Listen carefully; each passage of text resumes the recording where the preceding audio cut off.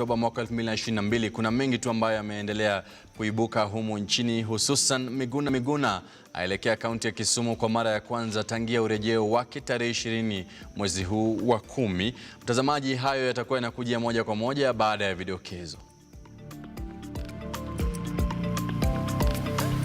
Vidokezo vinaletwa kwako kwa hisani ya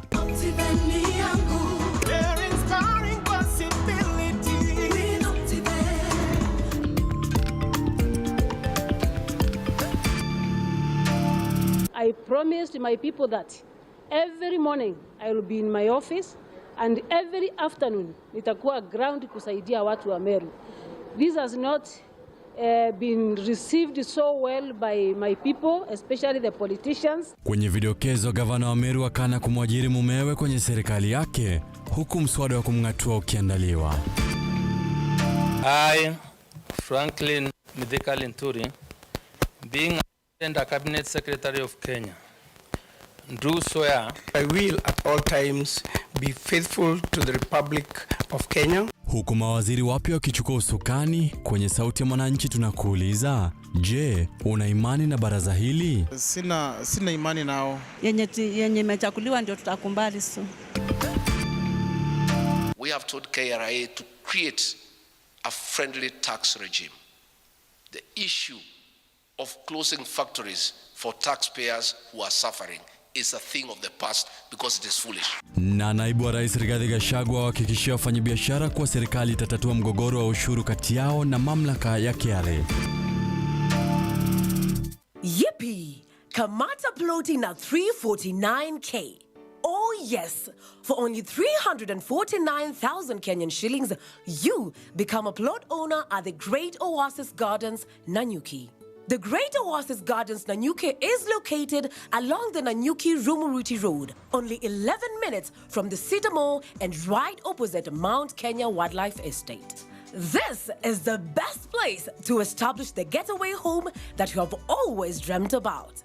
For every 349,000 that you deposit or pay as installment towards any of Optivent's plot of land, you get 10K cash back instantly. Jaza basi twende Nanyuki. Bigger is indeed better.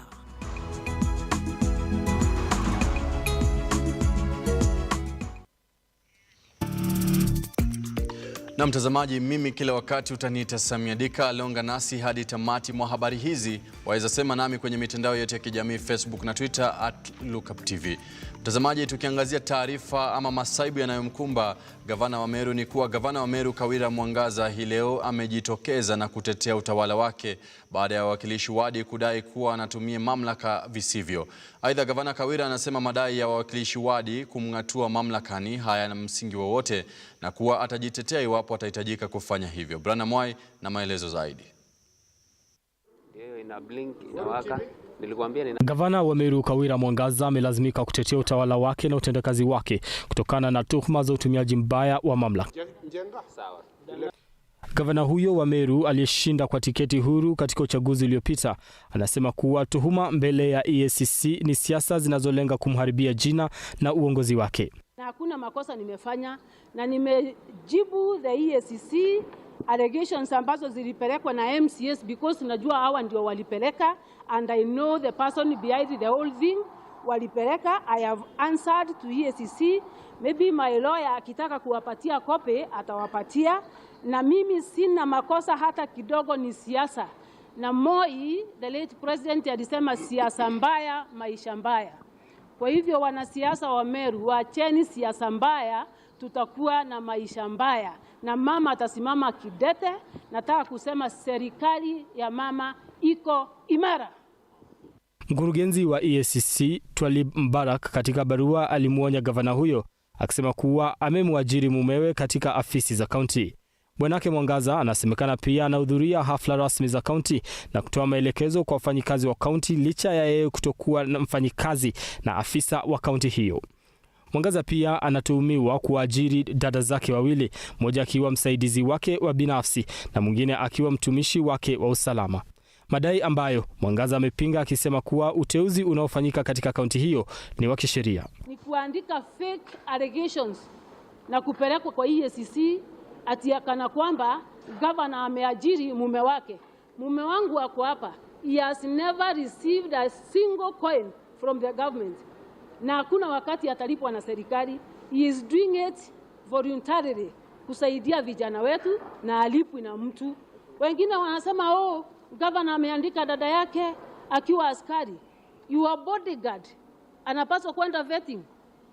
Is your bodyguard supposed to go the process ambayo ni competitive ndio upate bodyguard?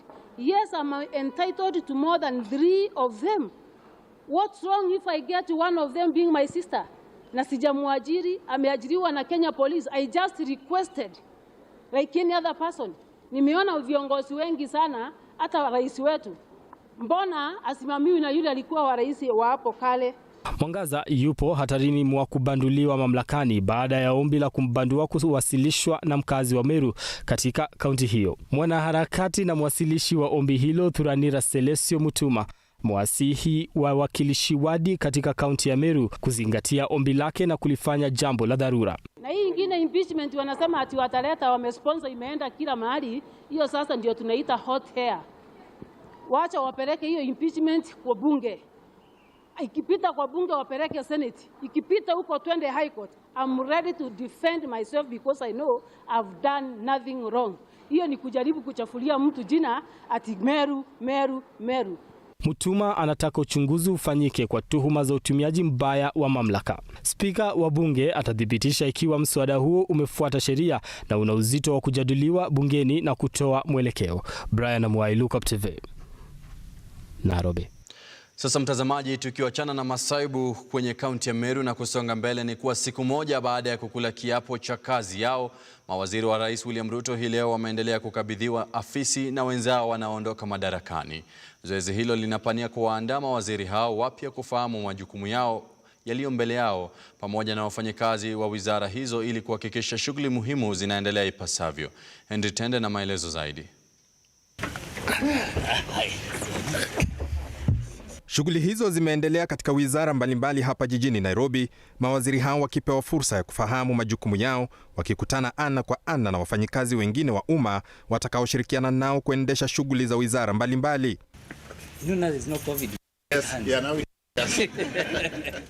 Katika wizara ya mawasiliano, waziri anayeondoka Joe Musheru amemkabidhi usukani mwenzake waziri Eliud Owalo. We were able to pass with distinction and are happy that we've been able to leave the ministry with a base and a foundation that you'll be able to steer and grow. Let me repeat emphatically. We are here to leverage on technology for purposes of job creation and generation of wealth. We are here to lead in making Kenyan an empowered and rich digital society. That is our vision and mission. Owalo akiratibu mipango yake katika wizara hii ambayo ni nguzo muhimu katika ubunifu wa ajira kwa vijana. We are all going to be measured based on our tangible and visible performance at all levels. Clear expected outputs, clear output indicators, clear responsibility centers, and clear targets. Kenyans are watching and waiting. I have no doubt that we are all more than ready for this and indeed equal to the task. Katika afisi za wizara ya jinsia, Profesa Margaret Kobia naye amemkabidhi mamlaka Aisha Jumwa. Jumwa akidokeza malengo yake hasa katika kupunguza dhulma za kijinsia.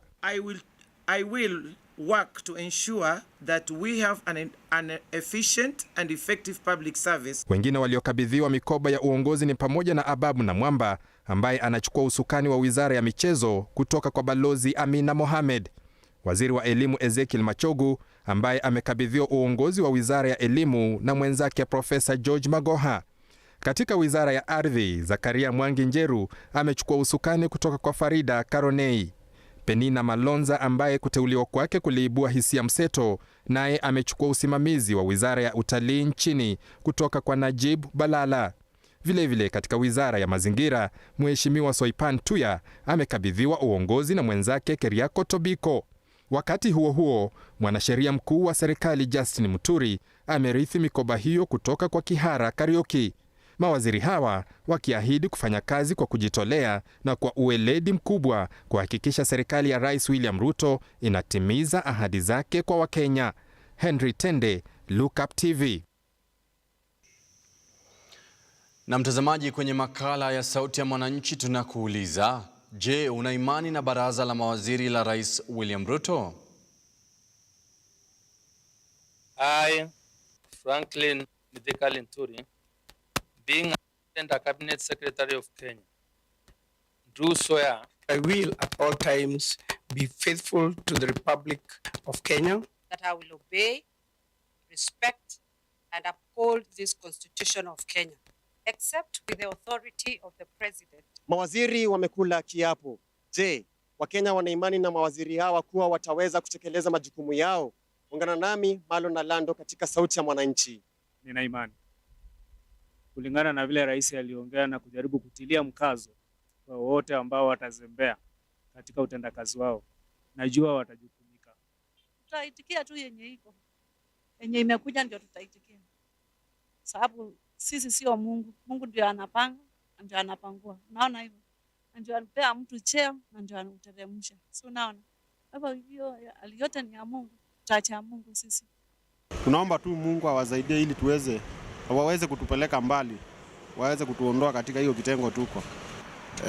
Sina imani nao kwa sababu kitu ya kwanza ukiona kama magavana wako na easy case, kina Aisha Juma na hao wengine wako na kashifa. So mimi sina uhakika na hao mawaziri. Naona hawatatekeleza kazi. Kuna baadhi ya wabunge kule ndani magavana wako na kesi. Hizo kesi zingeshughulikiwa kwanza ndio at least tujue watafanya kazi. Juu mtu hawezi kuwa na kesi ya mauaji na anasema anataka kuongoza wananchi. Ataongozaje wananchi na akona kesi ya mauaji, akona kesi ya ufisadi? So vitu zingine lazima serikali waangalie. Ile tuna imani nayo tu ni Mungu tu ndiye ataingililia, atuangalie tu na aweze kutupikania. Lakini imani ati tuwaseme wale minister nini, juu hata ile debate walikuwa naulizwa, walikuwa wamesemekana watatu wata qualify, lakini wote wamesha kula kiapo. Sasa wote wamepatiwa ile minister, sasa wanaendelea na kufanya. Kama wewe umechaguliwa, kama wewe ni minister, kwa ile yako umechaguliwa, wewe jitahidi wewe deliver ile kitu important na kitu ile mzuri kwa mwananchi. Hizo ndizo sehemu za Wakenya katika makala yetu ya kila siku ya Sauti ya Mwananchi. Nikiripotia runinga ya Lookup, jina langu ni Marlon Alando, Nairobi. Na mtazamaji, sasa tukielekea kule magharibi mwa Kenya, ni kuwa familia ya zaidi ya watu 10 imelazimika kukesha nje kwenye baridi usiku kucha eneo la Ilesi Shinyalu, kaunti ya Kakamega, baada ya nyumba yao kuangukiwa na mti saa 9 za usiku. Mwanahabari wetu Priska na ripoti hii kutoka kaunti ya Kakamega.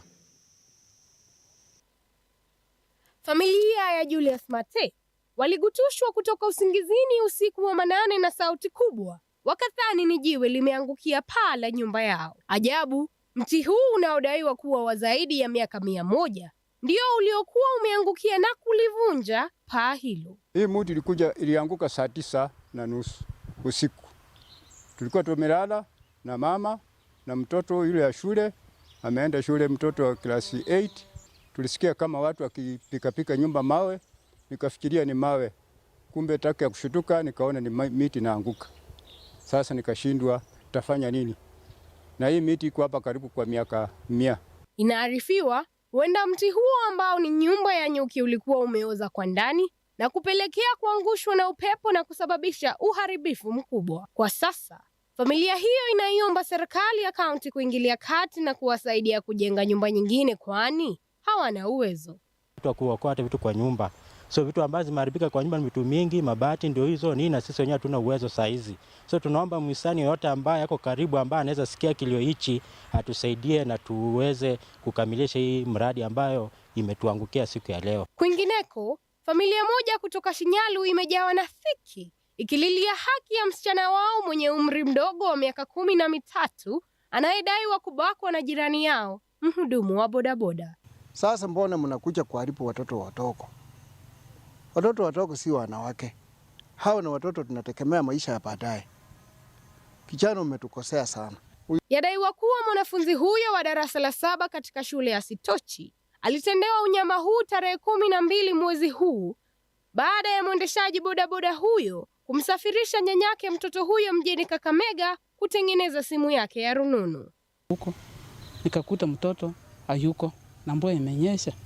Ilikuwa karibu saa 11 sasa. Nimefika hapo saa 11. Akasema ati baba nilienda alishika kwake akafanya mimi maneno mbaya. Ombi lake sasa kwa serikali? Serikali ichukue hatua kwa vijana kama hawa ndio wakuwe na adabu. Kwa maana kama huyu ashikwe watasema tu ni hivyo tu anaendelea na hiyo tabia, na hiyo ni tabia mbaya. Pris Kanjeri, Lookuptv. Na mtazamaji, taarifa hiyo kutoka magharibi mwa Kenya inatufikisha tamati mwa awamu ya kwanza ya habari hizi. Usibanduke, maana yake tunarejea muda usiokuwa mrefu.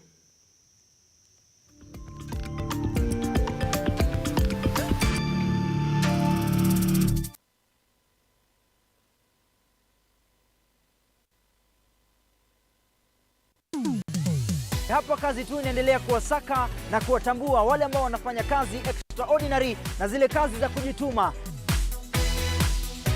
Biashara yote unaambiangwa, as long as you have a plan, you can do it.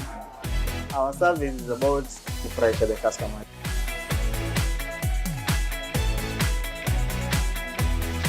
Mpenzi mtazamaji, hii ni hapa kazi tu.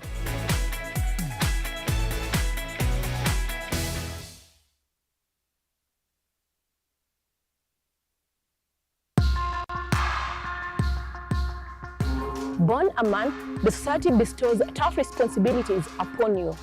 Lazima uwe mtu wa bidii, ukija kuwa lazima uwe ni provider. If you're not able to provide, that's a challenge. It takes a toll on a man. It takes someone who is strong enough to face it. This is Born a Man.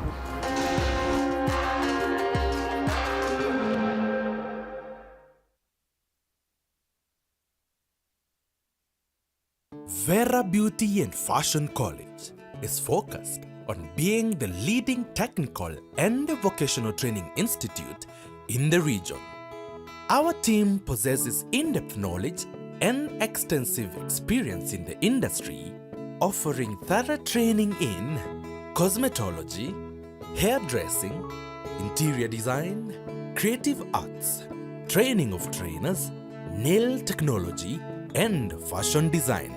With branches in Nairobi, Thika, Meru, Eldoret, and now in Mombasa, our courses ensure that learners are completely equipped with knowledge, competency, and employability skills.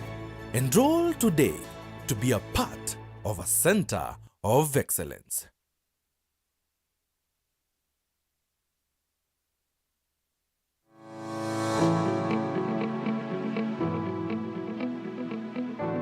For all your football, F1, and World Cup kits, Carrington Sportswear Hub is your plug for quality, sporty merchandise.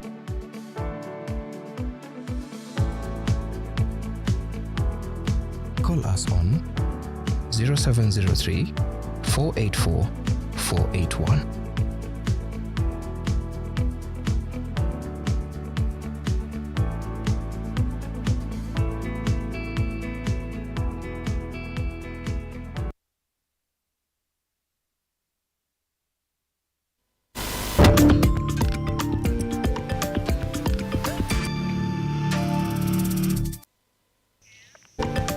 Na mtazamaji, karibu niendelee kukutaarifu mengi zaidi.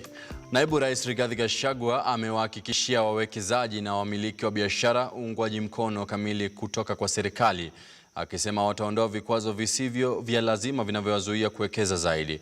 Rigathi aidha ameashiria kuwa serikali ya Kenya Kwanza ina mipango ya muda mrefu wa kukwamua uchumi unaoendelea kudorora. Tupate taarifa hiyo kwa kina. We were particularly impressed by the manufacturing small and medium enterprises, SMEs, who demonstrated their ingenuity and innovations. They are very promising. We need to incorporate them into mainstream production. They are part of the answer to food security.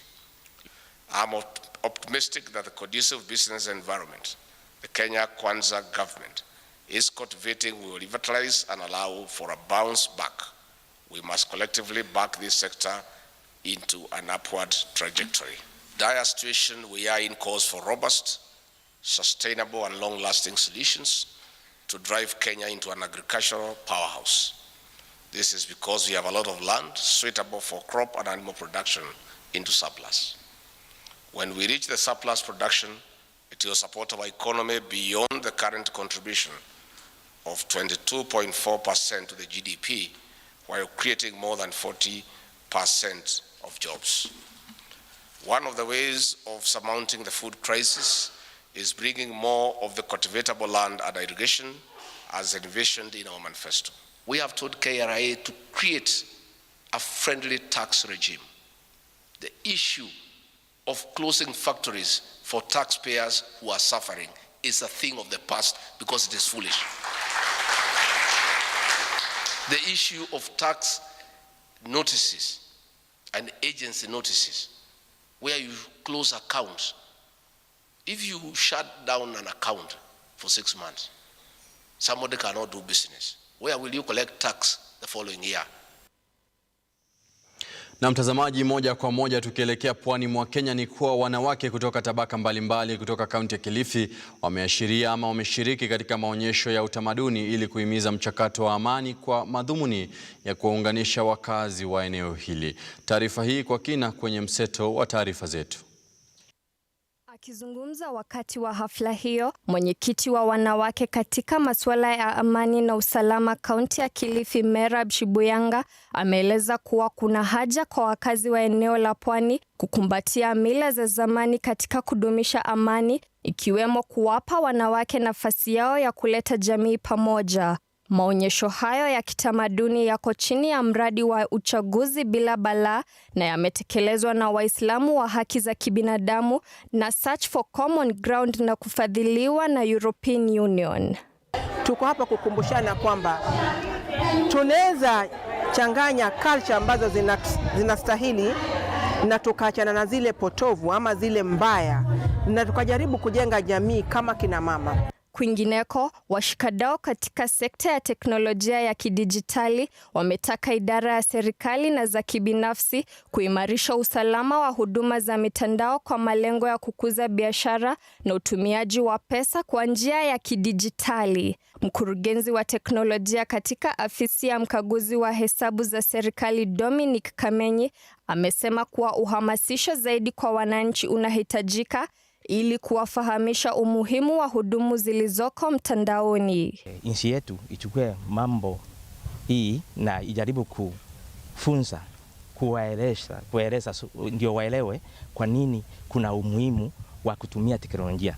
Wanajua, lakini wanaona wakati wanatumia teknolojia either mambo yao itajulikana. Katika taarifa nyinginezo, maafisa wa polisi kaunti ndogo ya Keses katika kaunti ya Uasin Gishu wanachunguza mauaji ya mwanamke mmoja adha kwa kisu na kusababisha kifo chake. Mbona afanye hivyo? Kama alikuwa na rafiki yake, si angechukua tu sheria. Kama chochote kimeharibika, angefuata sheria. Sio vizuri, hata mimi siwezi fikiri kuwa mtu umue kwa nini na sheria iko. Angeenda mshtaki. Hatimaye, viongozi wa baraza la Interfaith mjini Garissa wametoa wito wa kufanyika kwa mazungumzo ya mara moja kati ya viongozi wa kidini, wazee wa amani na washikadau wa serikali kutoka Kitui na Garissa ili kumaliza mizozo kati ya wafugaji na wakulima katika eneo la Mutha, eneo bunge la Kitui Kusini. Aidha, viongozi hao wameshauri wakazi dhidi ya kuchukua sheria mikononi mwao na badala yake kuripoti visa hivyo kwa idara ya polisi ambao watazifuatilia na kuzitatua.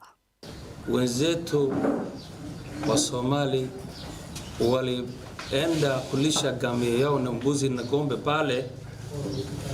Tunawaomba wadumishe amani na pia wakuwe na heshima wale ambao wamefika kwao. Susan Njeri, Lookuptv. Kwingineko, kikundi cha idara ya huduma kwa wanyamapori na kikundi cha kuhifadhi miti cha ITF vimeanzisha miradi ya kuhifadhi vinasa maji katika mbuga la wanyama la Saiwa ambayo inafahamika kama kiwanja cha kulisha na kuzalisha aina za wanyamapori na ndege. Vikundi hivi aidha hupanda miti ili kuhifadhi mazingira hayo. Cecilia Lubanga na maelezo zaidi.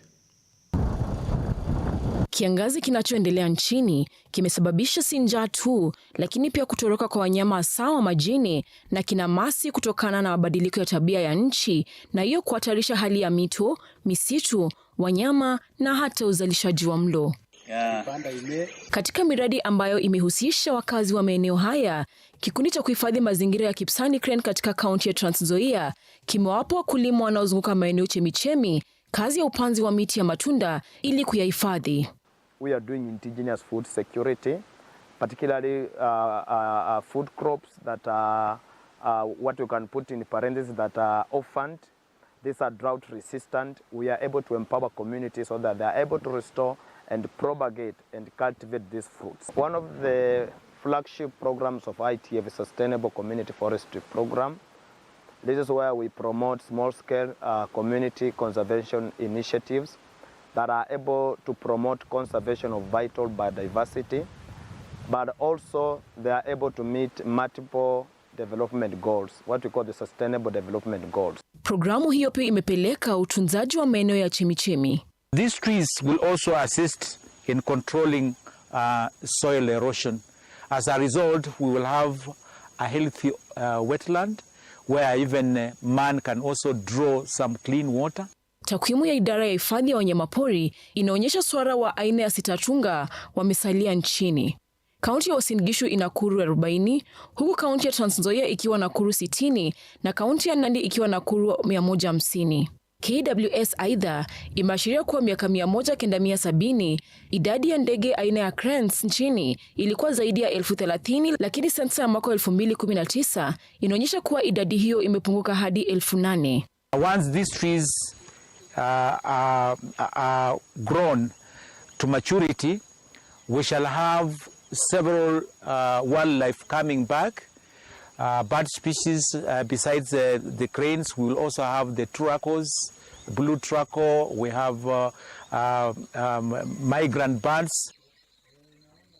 Maeneo chemichemi katika mbuga ya Saiwa Swamp yanaripotiwa kuendelea kudhoofika kutokana na ukataji miti na mabadiliko ya tabia nchi. What we've been able to do mostly is to restore the degraded areas in terms of replanting tree seedlings, most of which the species that were there before, and we are working with the communities together with this Kipsaina Wetland Conservation Group to save the sitatungas outside the protected areas among other wildlife species. Programu hiyo imepelekea upanzi wa miti zaidi ya 30,000 chini ya miezi 6 na kuanzisha ubunifu wa njia mbadala wa kupika kando na matumizi ya kuni katika maeneo ya magharibi mwa Kenya ili kuzuia ukataji wa miti kiolela. We have a rationale of focusing on threatened forest and their associated biodiversity. Particularly in Kenya, we have a total of 1,100 species, indigenous species, but out of it, we have 142 that are threatened with extinction. Kulingana na Rono, ukuaji wa kura wa aina ya sitatunga unaendelea kukumbwa na changamoto zikiwemo uwindaji haramu pamoja na binadamu kuingilia makazi yao. We've been able to restore the degraded areas where sitatungas are now thriving very well. We have staple numbers outside the protected areas, and we have also staple numbers in terms of crested crown crees that are now doing very well around Kipsaina wetlands. 60% ya uwekezaji wa uhifadhi wa ardhi unasemekana kutokana na ukulima wa mimea na miti. Ustawishaji wa ushirikiano wa jamii na washikadau tofauti unalenga kuimarisha idadi ya wanyama pori katika makazi yao. Cecilia Lubanga, Runinga ya Lookup. Na sasa mtazamaji, kwenye biashara, shirika lisilo la kiserikali la 100 Women in Finance leo limezindua rasmi makao yake nchini katika hafla iliyoandaliwa kwenye soko la hisa hapa jijini Nairobi. Shirika hili la kimataifa linaeneza mtandao wake katika mataifa 32 ili kuwawezesha wanawake katika sekta ya fedha kupata nafasi sawa za kufanikiwa na kukuza taaluma zao. Edwin John Mkora anatuletea zaidi katika mseto wa biashara. Huku wanawake wengi wakishirikishwa kuchukua nafasi zao katika sekta ya fedha, uzinduzi wa eneo la Afrika Mashariki nchini Kenya na shirika la 100 Women in Finance litawawezesha wanawake wengi kwenye sekta ya fedha kuchukua nafasi sawa sawa na wanaume. Thank you very much. 100 Women in Finance, our mission is to empower women to achieve their professional potential for each career stage, and our guiding principle is our Vision 3040, where we want to see 30% of investment teams and executive leadership roles to be filled by women by the year 2040. We are also focused on inspiring, equipping, and advocating for the next generation of pre-career women. So the work of the 100 Women in Finance is clearly cut out, but we need all hands on deck, every man and woman, to ensure that we do not leave women behind, not just in finance, but also in other sectors. Kwingineko, wateja ambao watakaonunua nyumba na kampuni ya Superior Homes katika maeneo ya Green Park, eneo la The River, na Pazuri katika eneo la Vipingo katika kaunti ya Kilifi watapata rehani ya nyumba katika kipindi cha masaa 48 kwa 90% na kupata kulipa kwa muda wa miaka 20, wakifadhiliwa na benki ya Gulf African. Hatimaye, tangazo la mamlaka ya nishati nchini ISAC la kuunga mkono juhudi ya utumizi wa nishati safi ni la muda ufaao kwa maandalizi ya kikao cha kutunza mazingira cha COP27 kitachofanyika nchini Misri kuanzia tarehe 6 hadi tarehe 18 mwezi wa Novemba mwaka 2022. ISAC sasa ina jukumu la kutimiza ahadi ya kuwekeza katika nishati safi nchini. Edwin John Mkora, Lookuptv.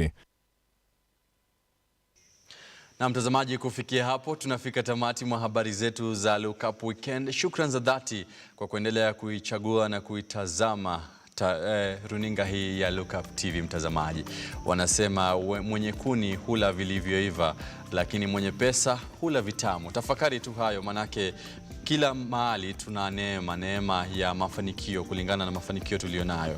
Hivyo basi ukiendelea kutia bidii utapata kufanikiwa. Mimi kila wakati utaniita Sammy Adika na kutakia usiku mwema. Ungana naye Brana Mwai timu hapo mwendo wa saa 2 kamili hakutaarifu mengi zaidi kwenye habari zetu za Lookup Weekend. Usiku mwanana.